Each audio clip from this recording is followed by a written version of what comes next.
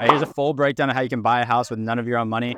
So Peter, where'd you find this lead? Found a door knocking. Okay. Pre-foreclosure. Pre-foreclosure. So we actually bought this house subject to, we got someone else's money to cover the down payment. So it's about $30,000 to catch up his payments, gave him a little bit of cash to help him move. But about $30,000 in, we owed $200,000 on this house.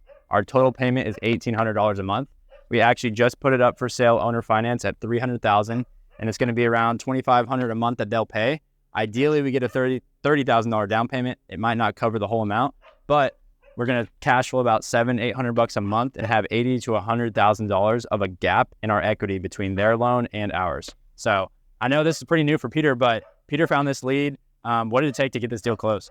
It took a lot. So I originally door knocked, kind of told the guy, kind of what was going on, what kind of notice I'd received. Ended up segueing to some phone calls, follow up with him a lot. Ended up figuring out there was an ex-wife involved that was still on the deed. Had to get in contact and chase her down for about 3 weeks.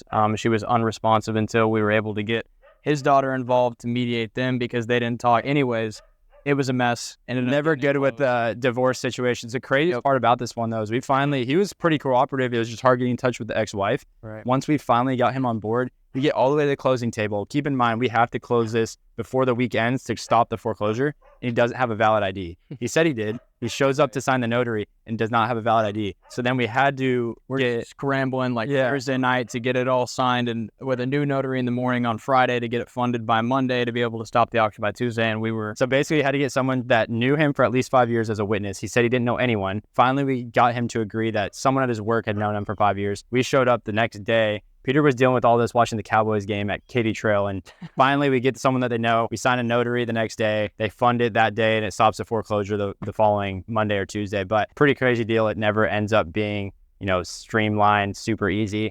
So hopefully we get a buyer in here. Funny enough, people across the street have already mentioned that they want to buy it. So we'll see what, if they have a down payment that can kind of cover what we're looking for. So pretty cool situation.